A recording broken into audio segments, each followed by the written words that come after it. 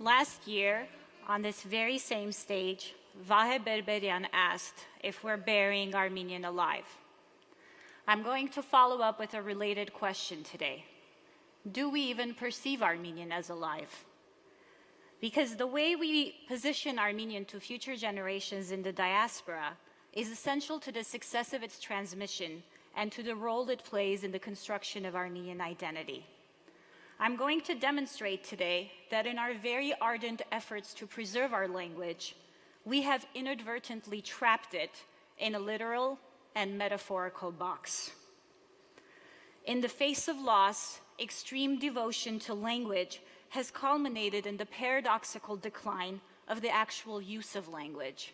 Language as victim to its own symbolic value. What do I mean? We have put Armenian in a box, locked it, and loaded it with a lot of symbolic value. This particular version of Armenian is highly prized, venerated, even worshipped, but at the same time limited and restricted. An incomplete language, not only because it's in a box, but it's in an Armenian box. Armenian as only useful for things Armenian, for accessing the Armenian world, not the real full world. Most importantly, a language only useful as a means to access the Armenian past. As Professor Kulujian, who will speak next, articulates, Armenian not only as a language of the past, but for the past. Armenian as always looking back, not for the present and not for the future. On top of that, we have placed Armenian on a pedestal. We have positioned Armenian as a highly symbolic, highly valued object in dire need of preservation, similar to an inanimate cultural artifact that is to be housed in a museum and admired and cherished from afar. Armenian as some fragile relic from the past that is intangible, inaccessible, and eternally unattainable. Language, on this side of the spectrum, takes on a symbolic function, no longer as a means, because remember, language in its essence is a means of communication, no longer as a means, but as an end to things Armenian, an end to itself, a statement of one's Armenian heritage, one's devotion to things Armenian, a validation of one's Armenianness. In this particular narrative of language socialization, we have prioritized the transmission of highly symbolic ideologies about the language over the actual language itself. In other words, we have invested in transmitting the box. We have done a fantastic job of conveying the utter importance of knowing Armenian, especially in relation to being Armenian. In my research, young heritage speakers very proudly self-identify as Armenian.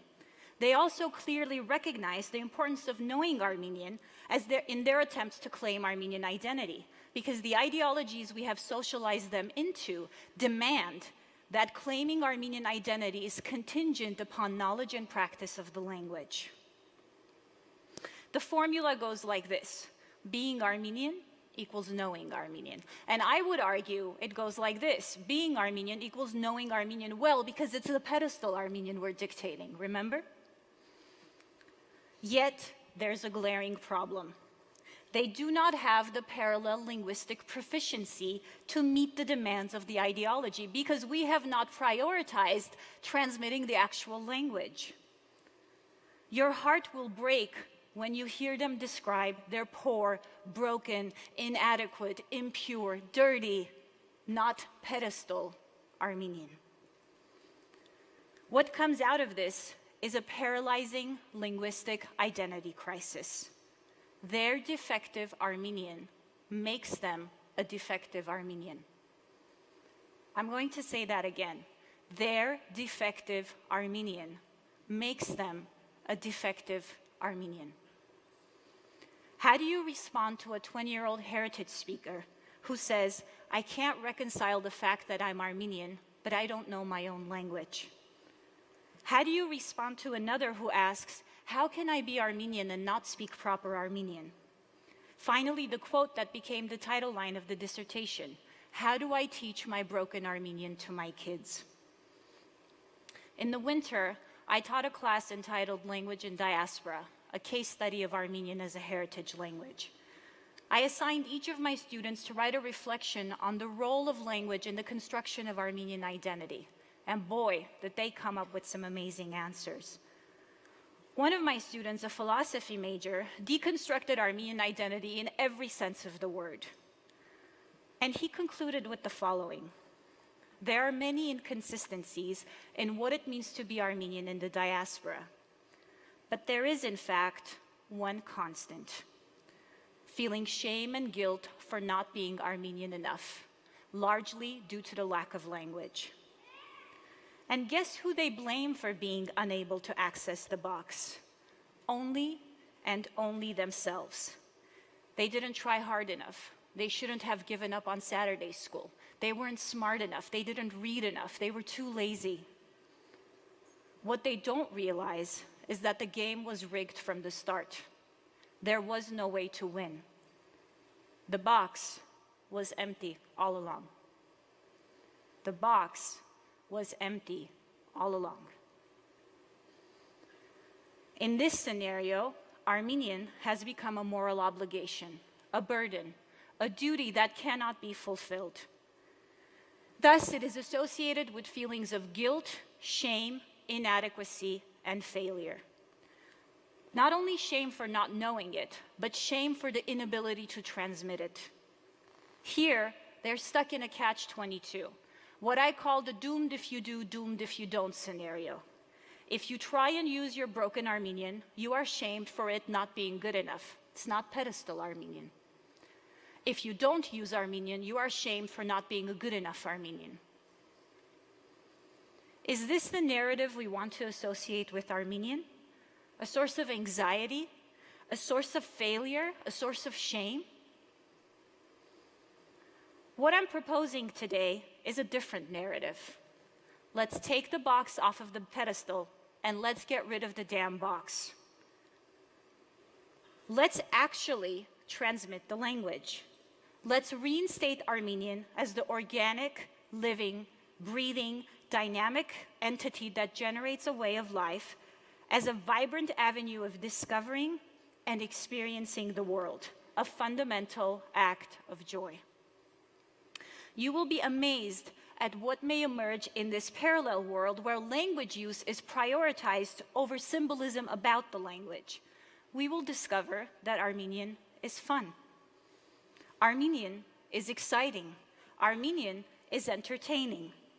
Armenian is a very flexible and adaptable tool to anything and everything.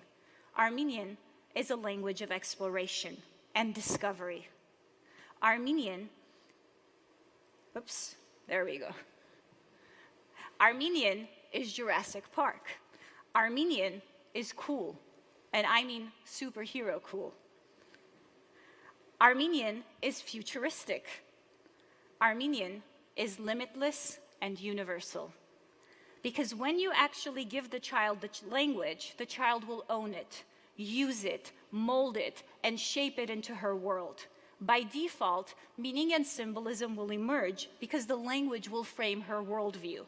And we will realize a simple truth. You cannot jam into a box countless experiences that cannot be contained.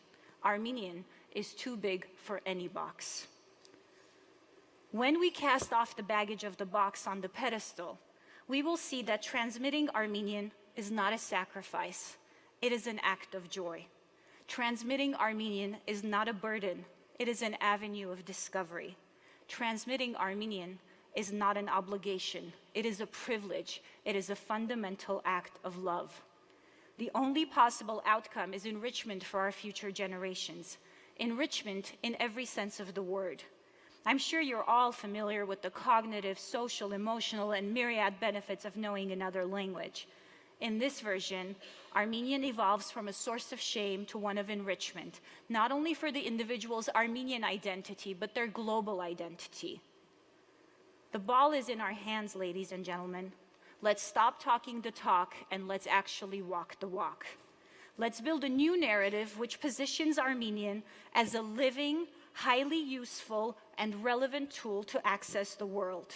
Armenian is not a lifeless relic from the past. Armenian does not belong in a museum, and Armenian definitely does not fit into a box. Armenian is the world. Scratch that, it doesn't cut it. Armenian is a rocket that launches our future generations into the universe. Thank you.